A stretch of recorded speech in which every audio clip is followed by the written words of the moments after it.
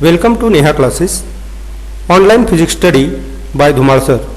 Contact 9423826138. Dhumal सरांच्या online physics स्टडीमध्ये आपलं सरचे स्वागत. 12th science physics chapter number 2 mechanical properties of fluids. Next point, excess pressure across the free surface of a liquid.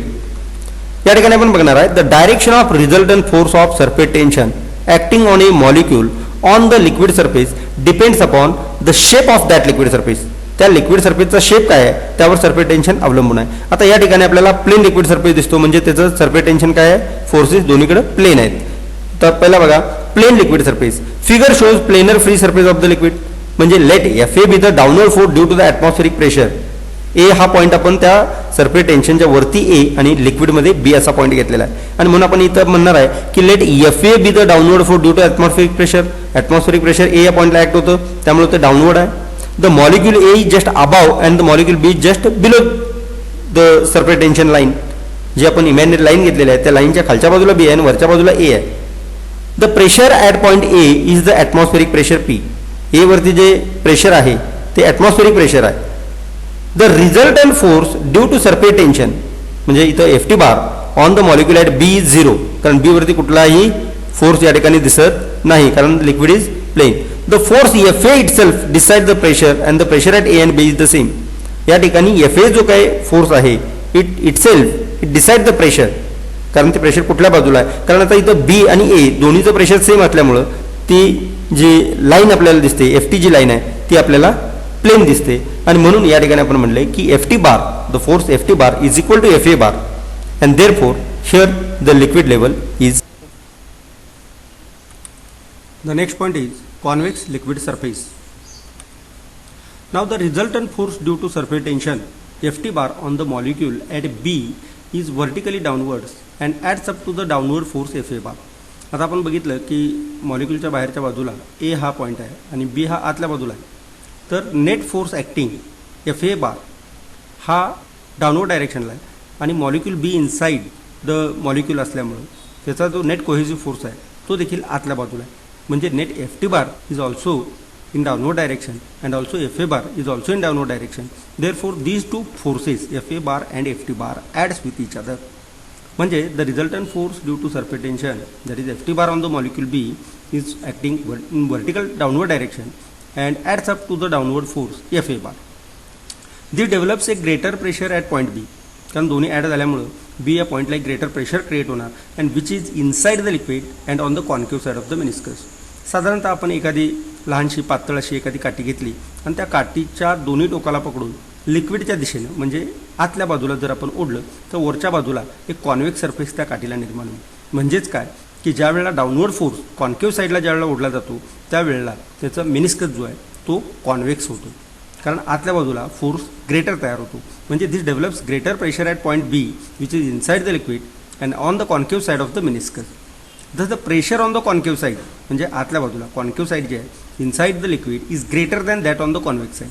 Convex साईडपेक्षा concave साईडला pressure greater झाल्यामुळे जो force create होतो तो जास्त होतो आणि त्यामुळं कॉन्वेक्स लेअर तयार होतो किंवा कॉन्वेक्स मेनिस्कस आपल्याला बघायला मिळतो. That is F T bar surface tension F T bar is always greater than F A bar. अशी कंडिशन असेल तर the liquid shows a convex surface. Now the next point is concave liquid surface. आता या ठिकाणी बघा the force due to surface tension F T bar on the molecule at B is vertically upward, कारण B या पॉईंटला जो total net force आहे it is in vertically upward direction. Therefore the force F A bar due to atmospheric pressure, जे atmospheric pressure point इला act होणार आहे it is acting in vertical downward direction and here F E bar and F T bar both are in opposite direction, कारण F A बार खाली येतो आणि F T बार वरती चाललेला. आता या दोन्हीच्या वजाबाकीतून निर्माण होणारा जो फोर्स आहे त्याला नेट फोर्स म्हणतो and this net force is the downward force and therefore the force F A bar due to atmospheric pressure acts downward and force F A bar and F T bar thus act in opposite direction. Therefore the net downward force which is responsible for the pressure at B is less than F A bar. या ठिकाणी आपण बघतो की net downward force responsible for the pressure at B, बीवरती जो pressure exert करणार आहे it is less than F A. This develops a lesser pressure at point B. बीवरती एफ एचं प्रेशर लेस होणार आहे जर the pressure on the concave side that is outside the liquid is greater than that on the convex side. कारण concave साईडला pressure greater आहे than the concave side than the convex side that is inside the liquid, and here Ft bar, the net surface tension, is less than Fa bar. कारण Fa bar या ठिकाणी greater आहे आणि त्यामुळं त्याचा जो shape येतो तो कॉन्केव्ह शेप येतो. The next point is explanation of formation of drops and bubbles. आता या ठिकाणी एखादा एअर ड्रॉप जो तयार होतो आणि तो तयार होत असताना नेमकं काय होतं आणि कसा तयार होतो तो आपण बघणार आहे. Consider a spherical drop of P I pressure inside the drop and P0 pressure outside it. याचा अर्थ काय, एक एअर बबल आपण घ्यायचा आहे, एअर बबल, आणि त्या एअर बबलला आतल्या बाजूला समजा प्रेशर पी आय इतका आहे असं आपण गृहीत धरू आणि बाहेरच्या बाजूला जो प्रेशर आहे तो P0 इतका आहे असं आपण गृहीत धरलं. कारण या आपण स्पियर जो आहे किंवा एअर बबल जो आहे त्याच्यामध्ये प्रेशर किती आहे पी आय आहे आणि बाहेरच्या बाजूला ॲटमॉस्फेरिक प्रेशर किती आहे P0 आहे असं आपण मानणार आहोत. Now consider a spherical drop of P I pressure inside the drop and P0 pressure outside it. The pressure inside the drop is greater than P0 and therefore excess pressure inside the drop is P I minus P0.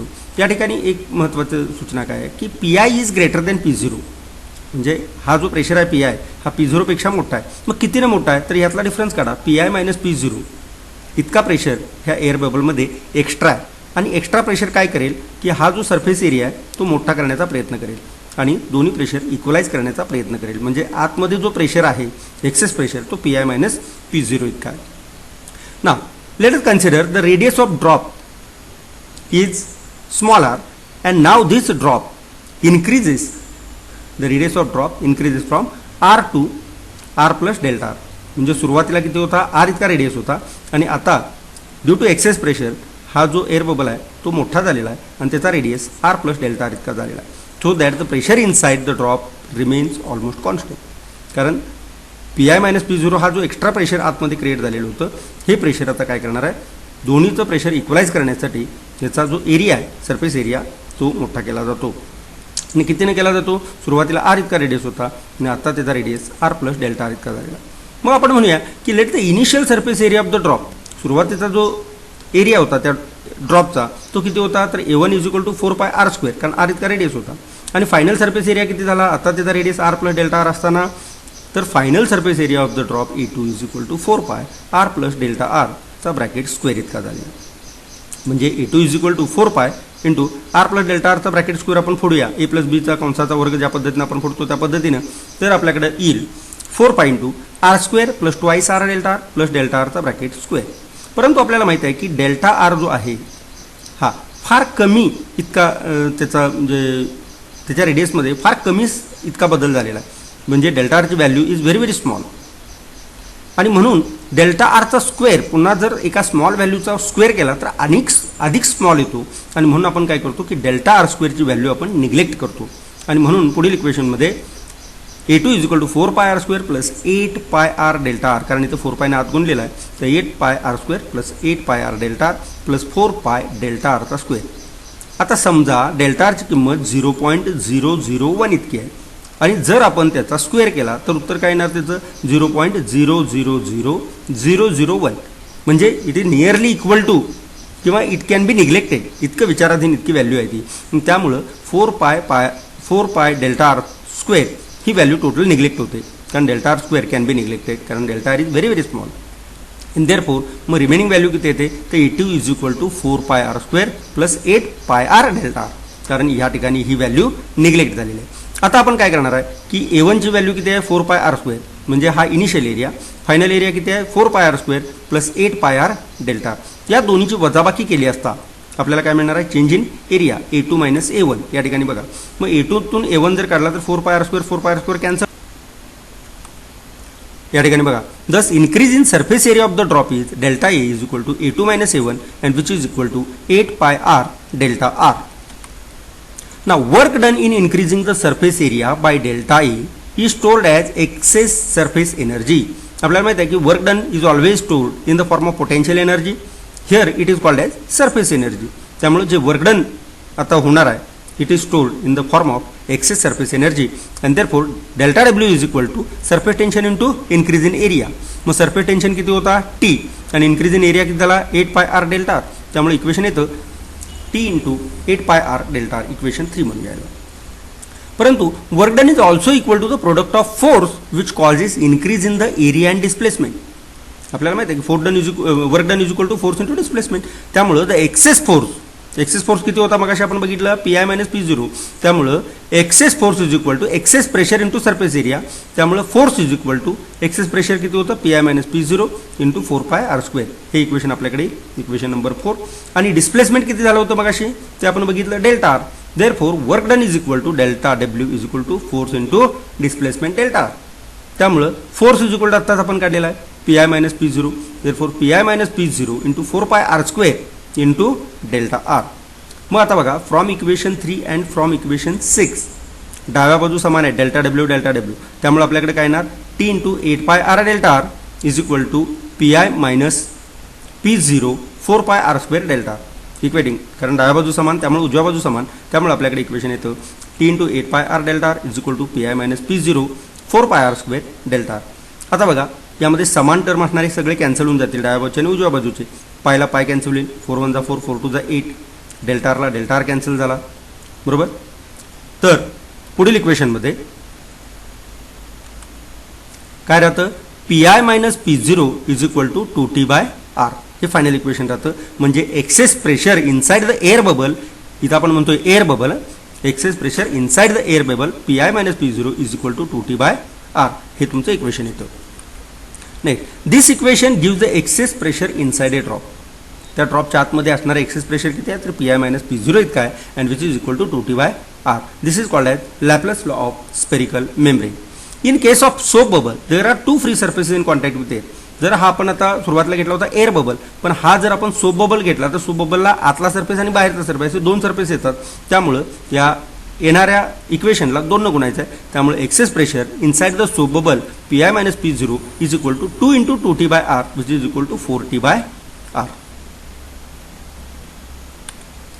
The next point is capillary action. What is mean by capillary action? A tube having a very fine bore and open at both end is called a capillary tube. म्हणजेच काय बघा की एखादी fine आपण जर tube घेतली एक पातळशी आणि लहान अशा डायमीटरची एक काचेची नळी आपण जर घेतली जी दोन्ही बाजूला ओपन आहे त्यालाच आपण कॅपिलरी ट्यूब म्हणणार आहे. A tube having a very fine bore म्हणजे त्याचं छिद्र अतिशय लहान असलं पाहिजे and open at both ends is called a capillary tube. आता the phenomenon of rise or fall of liquid inside a capillary tube when it is dipped in the liquid is called as capillarity. मग आपल्याला प्रश्न विचारला जाईल की what is mean by capillarity. तर त्याचं उत्तर काय की the phenomenon of rise or fall एखाद्या भांड्यामध्ये एखाद्या कंटेनरमध्ये आपण तीच जर फाईन कॅपिलरी जर समजा पाण्यामध्ये बुडवली तर पाण्यामध्ये बुडवलं असता पाणी हे काय होतं राईज होतं आणि जर त्या ठिकाणी मर्क्युरी असेल तर ते फॉल होतं. म्हणजे हा जो फेनोमेन आहे राईज आणि फॉलचा the phenomenon of rise or fall of a liquid inside a capillary. ज्यावेळेला कॅपिलरी आपण डिप करतो त्या लिक्विडमध्ये त्यावेळेला एकतर त्याची राईज होईल किंवा फॉल होईल depending upon the liquid which type of liquid it is. जर समजा मर्क्युरी असेल तर फॉल होणार जर समजा वॉटर असेल तर ती राईज होईल and this action is called as capillarity action किंवा this is called as capillarity. म्हणून पुन्हा एकदा डेफिनेशन बघा the phenomenon of rise or fall of a liquid inside a capillary tube when it is dipped in the liquid is called as capillarity. Capillarity is in action when.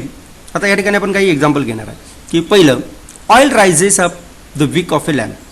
जर एखाद्या लॅम्पमध्ये आपण काही oil ठेवलं असेल मग kerosene असेल diesel असेल petrol असेल आणि जर त्याला आपण जी वात लावलेली आहे त्या वातेतून ते जे विक आहे विक म्हणजेच वात त्या लॅम्पच्या विकमधून जे खाली असणारं केरोसिन आहे ते वरती खेचलं जातं. This is due to capillarity action. Cloth rag sucks water. समजा पाणी वगैरे कुठं सांडलेलं असेल तर आपण काय करतो एक फडकं त्याच्यावरती टाकतो त्यामुळे फडकं काय करतं ते पूर्णपणे पाणी शोषून घेतं. कापडाचं फडकं हे पाणी शोषून घेतं म्हणजेच क्लॉथ रॅग सक्स वॉटर. किंवा एखादा उदाहरण आपण एखादा टॉवेल घेऊया. आंघोळ केल्यानंतर टॉवेल ज्यावेळेला अंगावर घेतला जातो त्यावेळेला टॉवेलला असणारी जी छिद्र असतात जी कॅपिलरी म्हणून काम करतात and water is sucked from the body. Water rises up the crevices in rocks. ज्यावेळेला दगड दोंडे वगैरे मोठे मोठे पडलेले असतात तर त्याच्यामधून देखील जर ते टाकले असतात किंवा पडले असतील तर त्या ठिकाणी वॉटर राईज होते. Sap and water rise up to the topmost leaves in a tree. समजा एखादं झाड आहे, आपल्याला लहानपणापासून बघतो आपण की मुळापासून मुळं हे पाणी शोषतात आणि झाडांच्या इतर पार्टला देतात. मग मुळापासून जे पाणी वरती खेचलं जातं त्याच्या पानापर्यंत फुलापर्यंत, तर इट इज ड्यू टू कॅपिलॅरिटी, कारण आतमध्ये कॅपिलरीज असतात. जर आपण बायोलॉजीमध्ये गेला तर त्याच्यामध्ये कंडक्टिंग टिश्यू झायलेम आणि फ्लोएम म्हणून असतात, ज्यामध्ये सीव ट्यूब्स आणि कंपॅनियन सेल्स असतात. म्हणजे सीव ट्यूब्स आहेत, त्या ज्या ट्यूब्स आहेत त्या tubes act as capillaries and therefore sap and water rises up to the topmost leaves in a tree. किंवा जर समजा कुठच्या टेबलवरती इंक सांडलेली असेल तर ब्लॉटिंग पेपर आपण त्या ठिकाणी टाकतो, कारण blotting paper absorbs all that ink and this is also due to the capillarity action. Next point is capillary fall and rise. आता फॉल होतो किंवा राईज होतो कॅपिलरीमध्ये, तो कशा पद्धतीने होतो तो आपण या ठिकाणी एक्सप्लेन केलेला आहे. Consider a capillary tube dipped in a liquid which does not wet the surface. आता बघा, एक कॅपिलरी ट्यूब आपण घेतलेली आहे in a liquid which does not wet the surface. For example mercury, कारण mercury does not wet the solid. एखाद्या भांड्यामध्ये जर मर्क्युरी घेतली तर ती त्या भांड्याला ओलं करत नाही, आणि म्हणून आपण या ठिकाणी एक मर्क्युरीचं एक्झाम्पल घेतलेलं आहे. आता डायग्राममध्ये व्यवस्थित बघा की डायग्राममध्ये एक कंटेनर घेतलेला आहे आणि त्याच्यामध्ये आपण मर्क्युरी ठेवलेली आहे आणि त्या मर्क्युरीमध्ये ती कॅपिलरी डिप केलेली आहे. ज्या वेळेला ती कॅपिलरी डिप केली जाईल त्याची ओरिजिनल असणारी जी लेवल आहे ती लेवल सोडून ती जे मर्क्युरी त्या कॅपिलरीमध्ये असेल ते फॉल झालेलं आहे. या ठिकाणी पॉईंट बी आपण आपल्या लक्षात येईल की बी या पॉईंटला ते लिक्विड जे आहे ते ओरिजिनल लेवलपेक्षा देखील खाली आलेलं आहे, म्हणजे there is fall in liquid level. Here the shape of mercury meniscus in the capillary is upper convex. कारण मर्क्युरी लेवलचा शेप जर बघितला त्या कॅपिलरीमध्ये तर तो कॉन्व्हेक्स येतो, कारण मर्क्युरीसाठी कॉन्व्हेक्स येतो, वॉटरसाठी तो प्लेन येतो, केरोसिनसाठी तो कॉन्केव्ह येतो. आपण याच्या पाठीमागं बघितलेला आहे. मग आता या ठिकाणी आपण काय करणार आहे, 4 पॉईंट आपण विचारात घेणार आहे की point A is just above the convex surface and inside the capillary. त्या कॅपिलरीच्या कॅपिलरीच्या आतमध्ये परंतु कॉन्व्हेक्स सरफेसच्या बाहेरच्या बाजूला येतो, म्हणून point A is just above the convex surface and inside the capillary. डायग्रामकडे व्यवस्थित बघा म्हणजे आपल्या लक्षात येईल. Point B is just below the convex surface and inside the capillary. B हा पॉईंट कॉन्व्हेक्स सरफेसच्या आतल्या बाजूला inside the capillary. Point C, आता बघा कॅपिलरीमधून बाहेर या कंटेनरमध्ये, आणि point C is just above the plane surface outside the capillary. कॅपिलरीच्या बाहेरच्या बाजूला पॉईंट सी आपण घेतला and it is outside the mercury surface. And point D is just below the plane सरफेसच्या खालच्या बाजूला आहे and outside the capillary and below point सीच्या खालच्या बाजूला. आता या ठिकाणी आपण म्हणूया P A, P B, P C and P D be the pressures at the point A, B, C and D respectively. प्रत्येक पॉईंटचं pressure P A, P B, P C आणि पी डी इतकं आहे असं आपण गृहीत धरू. तर pressure on the concave side is always greater than that on the convex side. हे पाठीमागं पण आपण बघितलेलं आहे की ज्या दिशेला प्रेशर जास्त असेल त्या दिशेला तो उंचवटा तयार होणार आहे. म्हणजे या ठिकाणी ए आणि बीच्या बाबतीत जर बघितलं तर बी साईडला प्रेशर जास्त असलं पाहिजे एपेक्षा, त्याशिवाय तो उंचवटा तयार होणार नाही. म्हणजेच आपण काय म्हणतो, here P B is greater than P A. इथं म्हणलेलं आहे बघा की P B is greater than P A. Equation number 1. As the point A and C are at the same level. आता आपण बघतो कॅपिलरीच्या आतमध्ये पॉईंट ए आहे आणि कॅपिलरच्या बाहेरच्या बाजूला पॉईंट सी आहे, but they are at the same horizontal level. त्यामुळं दोन्ही पॉईंटवरती प्रेशर सेम असलं पाहिजे, म्हणजेच here P A is equal to P C. Now between the point C and D, आता फक्त पॉईंट सी आणि डी विचारात घ्या, between the plane surface. Here P C is equal to P D. P C is equal to P D, कारण liquid surface plane आहे त्यामुळं C या पॉईंटला असणारं प्रेशर आणि डी या पॉईंटला असणारं प्रेशर सेम आहे. जर समजा ते कमी जास्त असतं तर त्याचा मिनिस्कस लेवल हा कॉन्केव्ह किंवा कॉन्व्हेक्स आला असता, पण या ठिकाणी मिनिस्कस लेवल प्लेन आहे, याचा अर्थ P C is equal to P D आहे, बरोबर. आणि P C is equal to P A आहे, कारण ते दोन्ही सेम हॉरिझॉन्टल लेवल आहेत, म्हणून आपण इक्वेशन म्हटलं आहे P D is equal to P C is equal to P A. Equation number 2. But the points B and D are also at the same horizontal level inside the liquid. आपण त्या लिक्विडमध्ये बघितलं तर बी आणि D हे same horizontal level आहेत, म्हणजे या ठिकाणी P B is equal to P D. P B is equal to P D आपल्याला डायग्रामवरून दिसतं. परंतु आपण पहिल्या इक्वेशनमध्ये काय म्हटलं की P B is greater than P A, म्हणजेच here P B is greater than P D from equation 1 and 2. आता इक्वेशन 1 आणि इक्वेशन 2 कडे बघा, म्हणजे आपल्या लक्षात येईल की P B is greater than P D.